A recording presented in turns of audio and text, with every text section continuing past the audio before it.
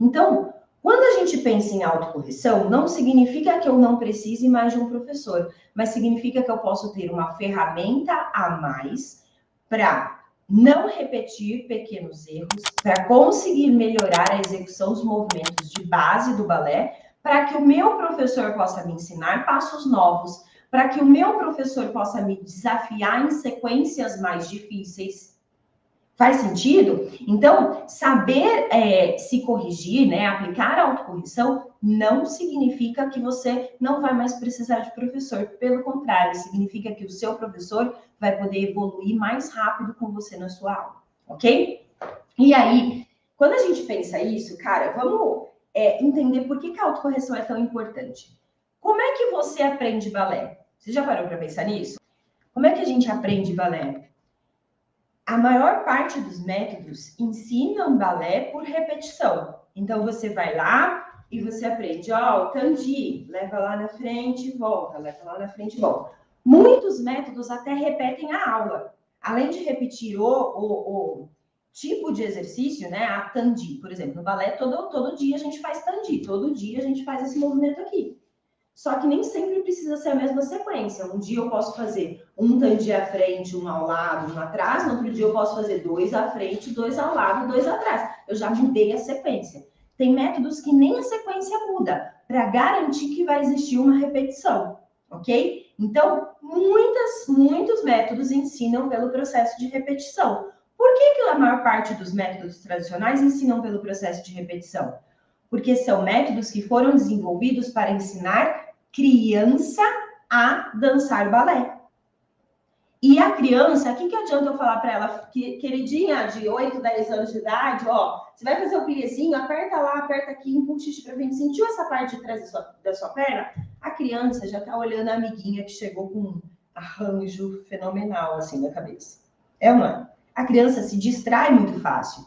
Então, eu não consigo ensinar balé para a criança explicando tantos detalhes. Eu preciso fazer com que ela repita o movimento por muitas e muitas vezes, até que o corpinho dela vai entendendo, muitas vezes até brincando, o corpinho vai entendendo e vai reproduzindo o movimento.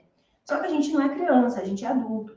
A gente não precisa aprender pelo processo de repetição, ok? Mas vamos chegar lá. A Andrea colocou ali, aprendo copiando, né? Uma outra maneira que a gente tem de aprender é copiando. Eu olho o movimento da frente, da colega da frente e vou copiando.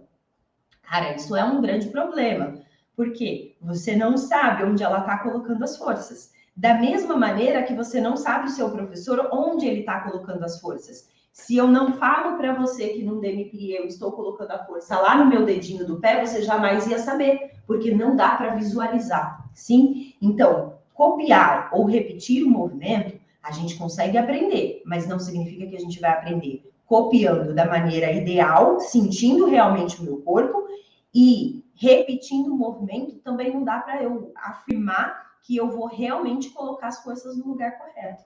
Sim, aí eu levo mais tempo para conseguir esse processo. Então, como que a autocorreção ela vem ajudar no nosso processo de aprendizagem?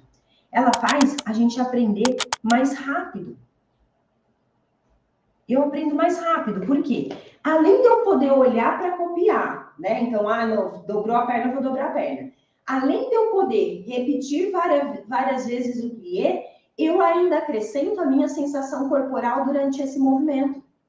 Então, eu vou executar o movimento, eu tenho um estímulo para ver como o movimento é feito, eu escuto a explicação de todo esse movimento. Além disso, eu consigo perceber o meu corpo nesse movimento. Quando existe esse conjunto, eu consigo aprender balé mais rápido. Eu não sei se vocês conhecem, mas existe uma companhia de balé de cegos.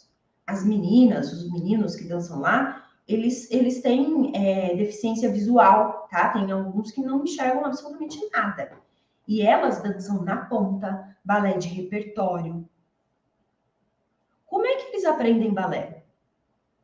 Não foi antes de, né? Não, tem pessoas que nasceram cegas e aprendem balé.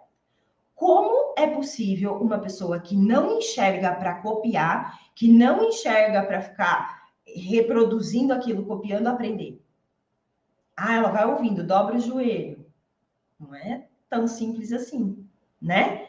Agora, se ela souber o que ela tem que sentir quando ela fizer o développé, fica um pouco mais fácil.